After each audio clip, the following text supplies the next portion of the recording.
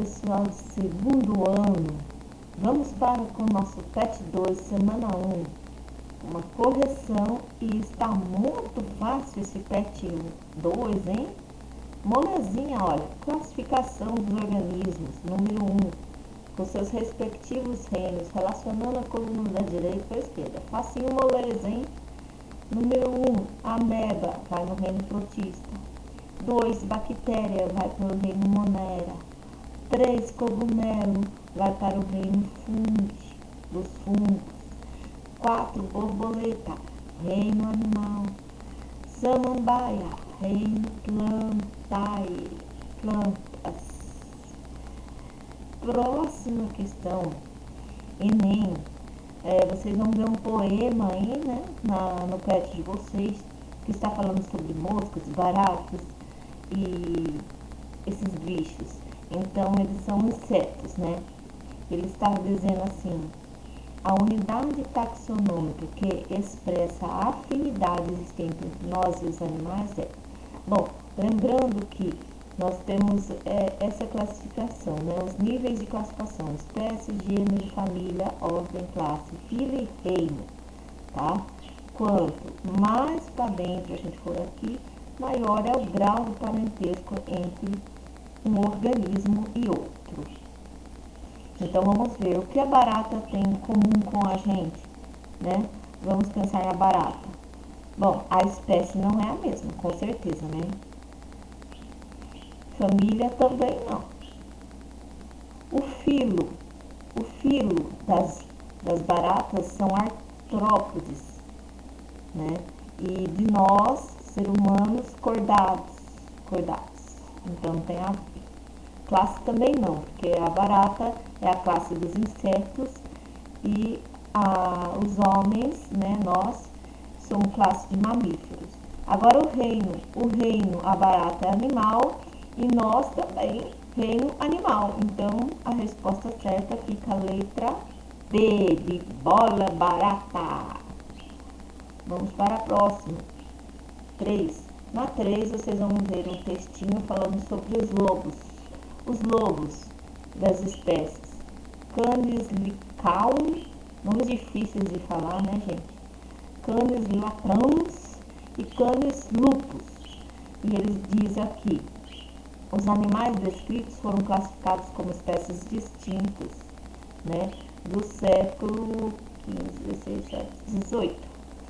No entanto, aplicando-se o conceito biológico da espécie, e ainda hoje muito usado em dia, esse fato não se confirma porque, gente, aqui a letra E, todos eles são do mesmo gênero. Olha, Canis é o gênero, aqui Canis, gênero, Canis, gênero. Então, a resposta correta, letra E. Explique por que o nome científico deve ser escrito em latim. Muito fácil, gente. Porque, independente do país em que você esteja, os nomes científicos são considerados universais. Por isso, tem que ser escrito numa língua universal. Por que não é escrito em inglês? Gente, inglês, apesar de ser uma língua mais usada, ela não é considerada universal. Ela somente é a mais usada.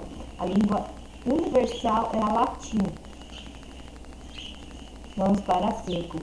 Quais são os critérios usados para classificar os seres vivos? Essa resposta aqui está no seu próprio PET, no texto, tá?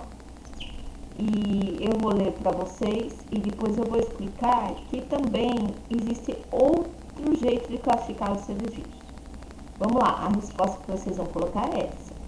Para agrupar os seres vivos em reinos, são usados critérios de classificação, que são o tipo de célula, procariota ou eucariota, e se o organismo é capaz ou não de fabricar o próprio alimento, autótrofo ou heterótrofo, e a quantidade das células, se ele é unicelular ou pluricelular. Bom, gente, esse jeito de classificar os organismos é um jeito morfológico, conforme as características morfológicas. Agora, hoje, com o avanço da tecnologia do DNA recombinante, com A gente já sabe, hoje em dia é fácil, muito fácil, a gente pegar um organismo e identificar toda a carga do DNA dele, identificar toda a sequência de DNA dele, é fácil sequenciar as espécies.